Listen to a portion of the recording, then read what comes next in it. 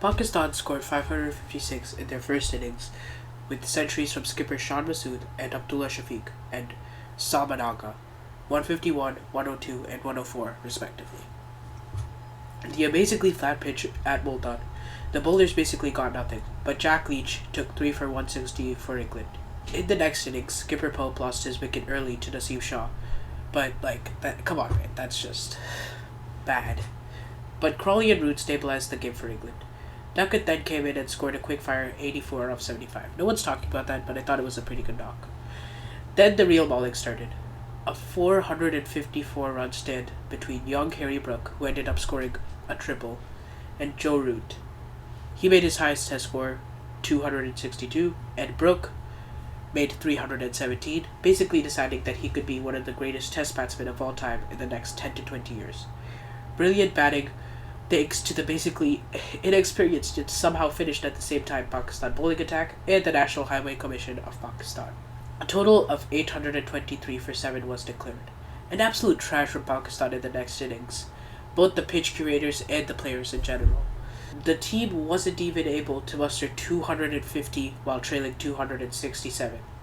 Even the English bowlers like Jack Leach, Gus Atkinson, and debutant Brydon Cars were able to take the batting lineup down, and they probably could have done better than what they did. England won by an innings and 47 runs at the end. So, what can Pakistan do? Well, Babar, for one, needs to fight form, being the most experienced player.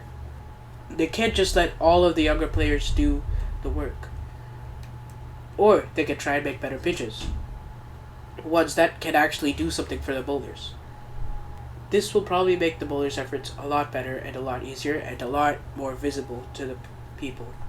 But also, Pakistan has the worst bowling average at their own home, compared to other teams who play in Pakistan and other teams who play in their own home. The Pakistani pace bowling legacy is looking like it's at its downfall. Players like Wasim and Waqar are once in a generation, and we expected Shaheen and Raf to be at least 50% of that. But they've never even found form since that unfortunate for them. I really like that match. Loss at the MCG. But if the bowlers get help, they could gain confidence. Shan Masood said that the main reason that they lost this match was their confidence and their mentality, which the pitches could probably help with if they make it good. While I do think that they should change up the pitches, even if they don't want to, they can find at least 2 frontline spinners to play at home. Even England, when traveling to the subcontinent, takes at least 2 frontline spinners and play with at least one and a part-timer who can do some damage.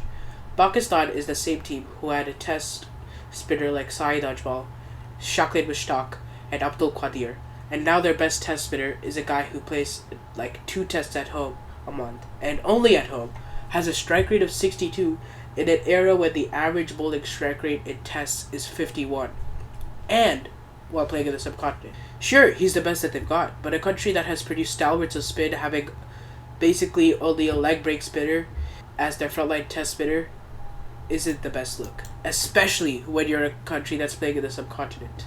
The playing 11 for today's match has like 2 more spinners, but how much help is that really going to do when your 2 most experienced and best pacers are benched? But also, sometimes your opponent is just too good. England was kind of like that in this match, but only thanks to the flat pitches.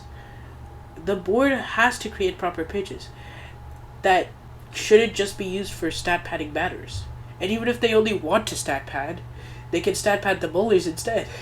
The pitches are just really bad and encourages young Pakistani kids to just be batters and never bowlers. It doesn't have to be like turners, just turners, yeah.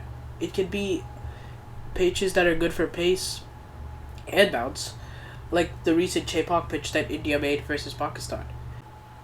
Yeah, here I'm in Bangladesh, not Pakistan, and I'm not re-recording it. So yeah, that's exactly what I think they should do. They have really good pacers. Or they could do something like Australia, which provides a difference in each pitch. Like, I think the Sydney pitch is good for spinners. I might be wrong on that. And like other pitches are good for bounce, etc., etc. Obviously, the big problem is the budget, but even Sri Lanka can produce better pitches for tests. Yeah, definitely exaggerated. Proper is exaggerated in general. That are more entertaining. I'm not saying that they shouldn't have flat pitches either. They can do that too. Just help the bowlers occasionally. But even as I am bashing the Pakistani players, I don't think that the experienced ones should be dropped. They're the best players for the nation.